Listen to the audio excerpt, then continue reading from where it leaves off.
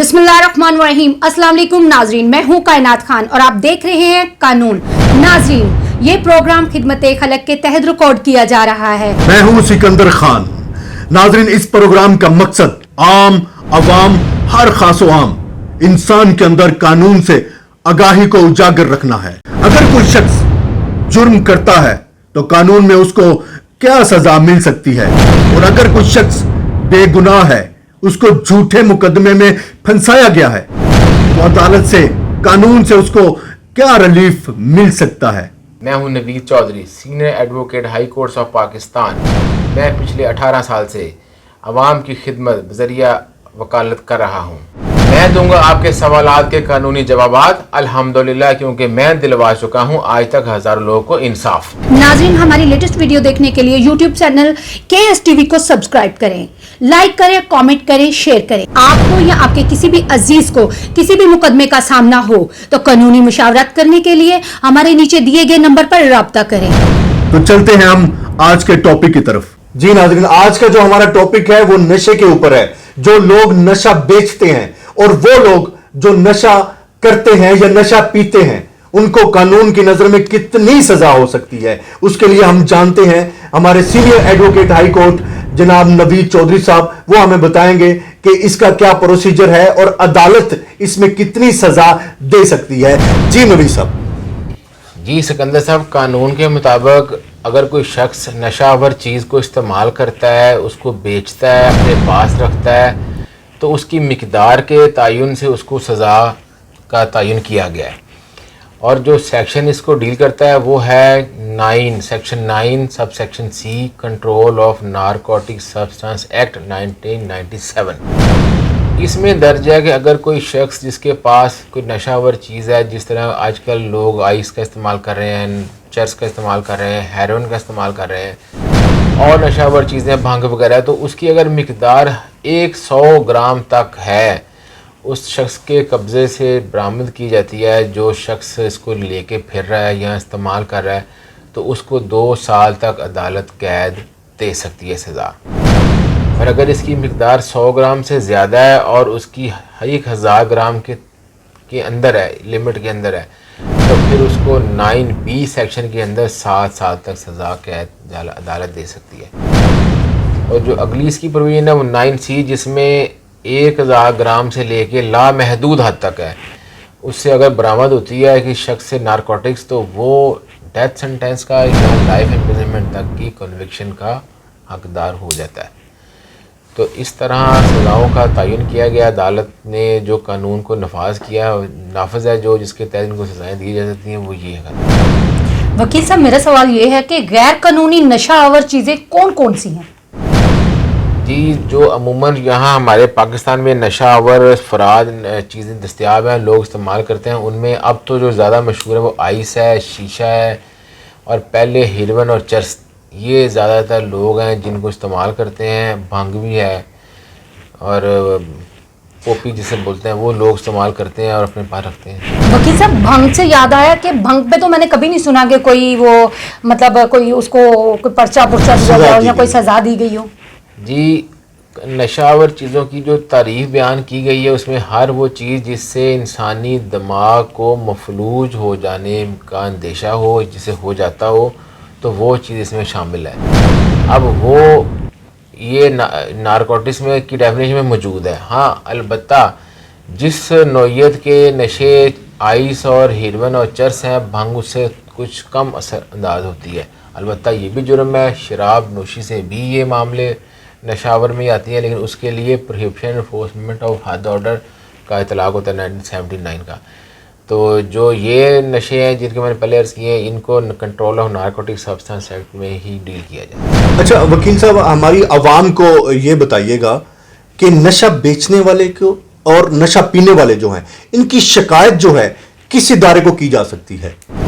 जी, ये हर खासो आम को शिकायत है कि हमारे माशरे में अमीर है, गरीब है, तबके में हर तरह के लोग हैं जो नशा इस्तेमाल करते हैं, और उनको देख दूसरे लोगों को भी इसका तासुर पहुंच जाता है। तो होना ये चाहिए कि हमें उन अदारों को कंप्लेन कर देनी चाहिए जो मुतलका इस को इन्फोर्स करने के लिए बनाए गए हैं, जो इसको रोकथाम के लिए मौजूद हैं। जिनमें से एक अदारा control of narcotic substance act के तहत अदारा CNSA इसके तहत काम करता है। और दूसरा जो लोकल पुलिस है हमारी थानों में, इनके पास भी इस प्रोविज़न में दोनों पुलिस को अख्तियार है कि वो मुकदमे दर्ज करके तो मुलजमान को रोकथाम, इस जुर्म से रोकथाम कर सकते हैं। वकील साहब मेरा ये सवाल है, कोई भी नशावर चीज किसी से बरामद हो, कितनी मिकदार में हो जो जमानत हो जाए बआसानी? जी, ज़मानत के सिलसिले में ये बात है कि जब कानून ने नशेआवर चीज़ों की बरामदगी की कैटेगराइजेशन कर दिया, जैसे 9A में 100 ग्राम, 9B में 1000 ग्राम तक, यानी कि 999 ग्राम तक, और फिर 1 किलो से ऊपर, और फिर लामहदूद हज़ार तक 9C है, तो इसी तरह सज़ाओं का तयन भी कर दिया गया है। अब ज़मानत के लिए भी 9A की ज़मानत मजिस्ट्रेट सुनता है, उसकी दायरा अख्तियार में आ जाता है, वो उसको ज़मानत देने का मिजाज है, और 9A में ज़मानत अमूमन उसी वक्त अदालत दे देती है, जैसे ही मुल्ज़िम जुडिशल होता है उस पर अगर ज़्यादा 1 दिन का नोटिस करने के बाद उसकी बेल ग्रांट कर देती है, क्योंकि स्टेट कंप्लेनेंट होती है तो कोर्ट को इतना एतराज़ नहीं होता। जो 9B के ऑफेंसेस हैं वो tribal by the session court है, उसकी बेल भी सेशन जज के पास दायर होती है और वही उसकी बेल ग्रांट करते हैं, और उसके लिए वो भी अमूमन 9B के ऑफेंसेस में भी 1000 ग्राम तक की रिकवरी पे भी ज़मानत अदालतें आसानी से दे देती हैं। अब बात आ गई 9C की, जिसमें 1000 ग्राम से लेके लामहदूद मिकदार की नारकोटिक्स हैं जो किसी शख्स से बरामद हों, वो बेच रहा हो या इस्तेमाल कर रहा हो, तो उसके लिए अदालतें बेल देने में हिचकिचाती हैं, और 1000 ग्राम से अबाव बेलें सिर्फ 1250 ग्राम तक लेटर जजमेंट है ऑनरेबल अपेक्स कोर्ट की, जिसमें वो ग्रांट कर सकती हैं। उससे ज़्यादा मिकदार की क्वांटिटी की अगर प्लांट की है किसी ने या रिकवर हुई है किसी से, तो उसकी फिर लोग जजेस बेल नहीं देते, बल्कि उसको फिर ट्रायल में ही देखना पड़ता है। अच्छा वकील साहब ये बताइएगा कि बेचना तो जुर्म है, कोई भी नशावर चीज, क्या पीने वाला भी उतना ही जुर्म में शामिल होता है जितना बेचने वाला? जी बिल्कुल, नशावर चीज़ को अपने पास रखना ही जुर्म है, और उसको बेचना और इस्तेमाल करना ये उसके सब्सिक्वेंट पहलू है। तो जिस किसी के पास भी नशावर चीज़ है और वो उसको रखता है या बेचता है या अपने लिए इस्तेमाल करता है, तो वो जुर्म का मुर्तकब होगा, और जुर्म वही लगेगा जो मैंने पहले बस कर दिया। वकील साहब मेरा यही भी एक सवाल है कि अगर खरीदने वाला भी मुजरम होता है, यानी कि जो यूज़ करता है, तो अगर वो मुजरम है तो फिर तो हमारे पाकिस्तान में कई रोड्स पे कई लोग ये फुटपाथ पे पड़े होते हैं नशा लेके, तो क्या उनको कोई सज़ा नहीं है? जी आप बिल्कुल ठीक कह रही हैं, नशावर चीज़ को रखना, इस्तेमाल करना, नशई बनना ये जुर्म है। अब हमारे अदारे इसको कंट्रोल नहीं कर पाते हैं, तो जो लोग सड़कों पे, दीवारों पे, दरबारों के पास, किनारों पे बैठे हैं, नशावर चीज़ इस्तेमाल करते हैं, उनको पुलिस हाथ नहीं डालती, क्योंकि वो खुद अपनी ज़िंदगी से आरे हुए थे और उनको कोई अपनी ज़िंदगी से कोई खुशुसलूबी रह नहीं गई होती है। तो अदारे जो हमारे लॉ इन्फोर्सिंग एजेंसी है, जैसे ANF है या जैसे पुलिस है, वो उन बंदों को पकड़ने में गुरेज महसूस करते हैं कि इनको हम ले जाके अपने पल्ले से रखेंगे और जेल्स की भिजवाएंगे और फिर ये वहाँ से रिहा होकर आएंगे, और उनके लिए अजाब बन जाता है। इसलिए वो अमूमन उन लोगों को हाथ नहीं डालते हैं। इनके लिए रिहेबिलिटेशन सेंटर्स बने होते हैं जहाँ पर इनको हुकूमती इदारों की तरफ से रिहेबिलिटेट करने की कोशिश की जाती है कि ये दोबारा अपनी ज़िंदगी नॉर्मल लाइफ की तरफ ले आए, तो उनको वहाँ भिजवाया जाना चाहिए ताकि ये आम आवाम पे ऐसे गलत लोगों का तासुर ना पड़े, और हमारे जो शरीफ बच्चे हैं उन पे भी कोई ऐसा असर ना पड़ जाए कि जो इनके पीछे लग जाएँ और ये फिर जराइम करें। अच्छा वकील साहब, एक बंदा पकड़ा गया, उससे कोई भी नशा आवर चीज बरामद होती है, तो कौन सा ऐसा इदारा है जो बरामदा चीज को तयन कर सकता है कि ये नशावर है? जी इसकी लेबॉर्ट्रीज़ होती हैं, कानूनी तौर पे फोरेंसिक साइंस लेबॉर्ट्रीज़ हैं जो इस भेजे गए मिकदार का तयन करते हैं कि इसमें नारकोटिक्स है और वो किस मकसद के लिए है, कौन सी नारकोटिक्स है। तो पंजाब में पंजाब फोरेंसिक साइंस लेबॉर्ट्री है, ठोकर न्याज बेग के पास इसका दफ्तर है। वहाँ पर हमारे पुलिस के जो लाहौर के ज़्यादातर पुलिस वाले हैं वो भिजवाते हैं सब वहाँ पे सैंपल अपने, और वो उसकी रिपोर्ट मुफस्सल भिजवाते हैं जिसमें ये तयन होता है कि जो बरामदा नारकोटिक्स इन्होंने प्लांट की होती है क्या वाकई वो नारकोटिक्स थी और उसका कौन सी नारकोटिक्स से ताल्लुक था, तो फिर वो उसकी रिपोर्ट तफसीली आ जाती है। वकील साहब मेरा एक और सवाल है जैसे आप ये अदारा कह रहे हैं कि नार्कोटिक्स के मुताबिक कि वहाँ अदारा है तो वहाँ चेक की जाती है ये, तो क्या ये हर सिटी में मौजूद होता है अदारा? जी ये हर सिटी में नहीं है, ये बहुत कम सिटीज़ में है। लेबॉर्ट्री पंजाब गवर्नमेंट ने बनाई हुई है। इवन हमारे पिछले दिनों सिंध में से भी सैंपल यहाँ पर आते रहे थे कि वो इसकी फॉरेंसिक करके रिपोर्ट बनाएं कि वो क्या है। हमारा क्रेडिबल अदारा पंजाब का। फिर सर मेरा एक और सवाल है कि अगर हर सिटी में ये अदारा मौजूद नहीं है तो हर सिटी में हमारा कानूनी अदारा मौजूद है, जैसे कि थाना, ये तो हर सिटी में मौजूद है। पुलिस जब किसी भी मुजरिम को पकड़ती है उसके पास से ड्रग्स बरामद होती है, तो क्या वो इतनी दिक्कत करते हैं कि वो उस अदारे तक पहुँचाएँ ताकि उसकी तफ्तीश की जाए? जी कानून में उन्होंने 42 आवर्स डिटर्मन कर दिए हैं कि इस टाइम के अंदर अंदर सैंपल जो आपने अक्यूज से कलेक्ट किया होता है उसको लैब में भिजवाना होता है। तो वो अगर किसी और ज़िले में भी है या किसी और शहर में भी है तो उसको वो भिजवाने के लिए सफिशेंट टाइम है कि यहाँ आके लेबॉर्ट्री में जमा करा जाते हैं सैंपल। तो वो हो रहा है इधर लेबॉर्ट्रीज काम है। अभी पाकिस्तान में पूरे हर ज़िले में हर शहर में नहीं बनी हुई है, अलबत्ता जहाँ जहाँ है फिर वहाँ आगे ये जमा कराते हैं सैंपल, तो फिर वहाँ से रिपोर्टें मिलती हैं। नहीं देखा जाए वकील साहब, मेरा एक और भी सवाल इसी सवाल से निकल रहा है, माजूर चाहती इसके अंदर साहब। पता है क्या मेरा सवाल अब ये है कि देखें, जैसे कि हमारे कानून में होता है अक्सर कि मतलब इर्द गिर्द कर दी जाती है बात, और ज़्यादातर हमारे भाई सीधे साधे जो नशई होते हैं उनके वालिदैन वैसे ही मरे होते हैं, तो वो कहाँ जाके पता करेंगे कि भाई इसकी आपने चेकिंग करवाई है कि नहीं, ये असली है या नकली है? तो अगर वो नकली हो, ड्रग्स जानबूझ के किसी को फंसाने की मद में डाली गई हो, तो उसका क्या किया जा सकता है? जी अक्सर मुझे जो मुकदमात में अभी आज तक लोगों की तरफ से हालात मालूम हुए हैं वो ये हैं कि वो घर पे सोए होते हैं और पुलिस पकड़ के ले जाती है और ले जाके उनको रास्ते में से डाल देती है। जी उस रास्ते पे फलां रास्ते से आ रहे थे, उनके पास से इतनी नारकोटिक्स बरामद हुई थी, वो किलो थी, आधा किलो थी।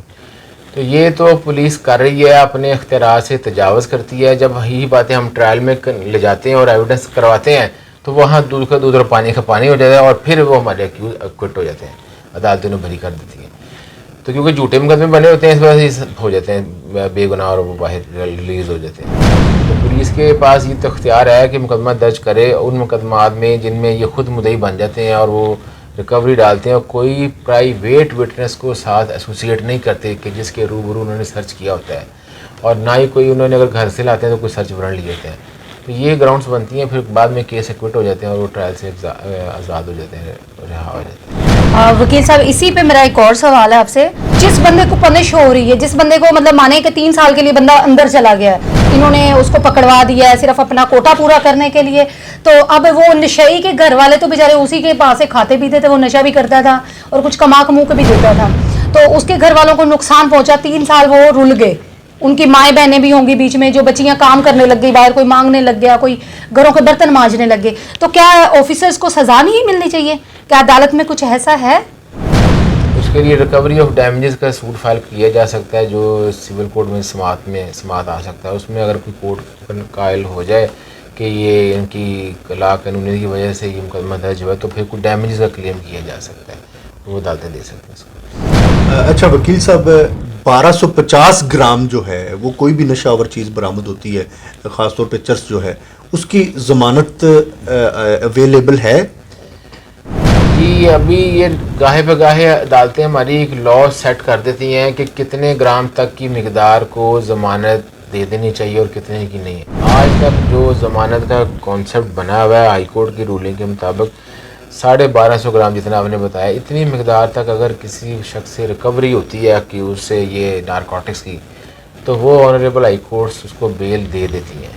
इससे ज़्यादा मिकदार पे फिर वो बेल नहीं देती हैं, बल्कि वो कहती हैं आप ट्रायल में इसे कंक्लूड करा लें और स्पीडी ट्रायल करके इसको डिसाइड करा लें कि अगर ये कन्विक्ट होता है तो सज़ा हो जाएगा, अगर ये कन्विक्ट नहीं होता है तो एक्विट करवा लें इसको, तो बेल से तरीका है। अच्छा वकील साहब, अक्सर ये होता है कि चालान पे चला जाता है, मुलज़म जो है उससे थोड़ी सी बरामद हुई 1250 ग्राम, तो क्या मजिस्ट्रेट जेल में जाके भी उसको रिलीफ दे सकते हैं? जी कुछ छोटे जराइम्स में मजिस्ट्रेट्स जाके या सेशन जजेस जाके जेलों में मुलज़मों की ज़मानत ले लेते हैं, उनके ज़ाती मुशलके जात, लेकिन जो 1250 ग्राम है इतनी मिकदार पे वो खुद ज़मानत नहीं ले सकते।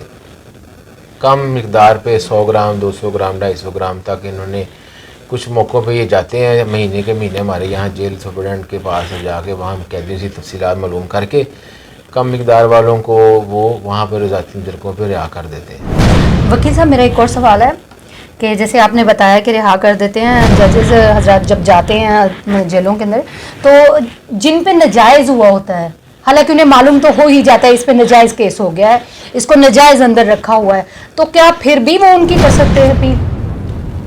जी, जायज़ या नाजायज़ का तयन तो ट्रायल कोर्ट में आता है। जब ट्रायल कमेंस होता है उसमें एविडेंस आती है, तो एविडेंस अगर तो साबित ना कर पाए केस तो फिर वो बरी हो जाता है, और अगर वो केस साबित हो जाता है कि उसके खिलाफ रिकवर्ड नारकोटिक्स उसके खिलाफ स्टैब्लिश हो जाती है तो फिर वो कॉन्विक्ट हो जाता है। तो अदालतों के पास तो FIR पढ़ के तो खैर वो रफली जज कर सकते हैं कि ये केस किसी नौयत का है, लेकिन आम तौर पर जितने नारकोटिक्स के केस हैं सब में कहानी तकरीबन एक ही नौयत की होती है। पुलिस वाले को नीले शावर में चर्च डाली होती है, दाएं बाएं हाथ में पकड़ाई होती है क्यूज को, और वो आ रहा होता है तो उसे वो डाल के प्लांट कर देते हैं। तो ये तो उनकी जो एक तहरीर का ज़मन है वो तकरीबन 19-20 ही फ़र्क पड़ता है, ज़्यादा वो चेंज नहीं करते हैं, और पता लग जाता है कि ये केस इस नौयत का है कि इसकी ज़मानत या क्विटल हो जाएगा। अलबत्ता जो वकील की काबिलियत की बुनियाद पर अक्यूज़ को रिलीव मिलता है कि वो कौन से सवालात में कंप्लेनेंट या उसके विटनेसेस को उनकी क्रेडिबिलिटी को लूज़ करके केस को विनिंग पॉइंट की तरफ लेके जाता है, तो फिर वो शख्स केस जीत सकता है।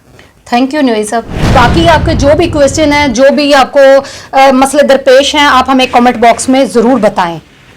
जी नाज़रीन, कैसा लगा आज का हमारा प्रोग्राम, जो कि नशा बेचने वाले और नशा पीने वाले जो दोनों मुजरिम हैं उनके ऊपर किया गया, और तफसील से इसको हमने डिस्कस किया। आपको ये प्रोग्राम कैसा लगा कमेंट्स बॉक्स में जरूर बताइएगा। अगर आपको किसी भी मुश्किलात का इस हवाले से सामना है तो आप हमसे राब्ता करें। देखते रहिए कानून। कानून।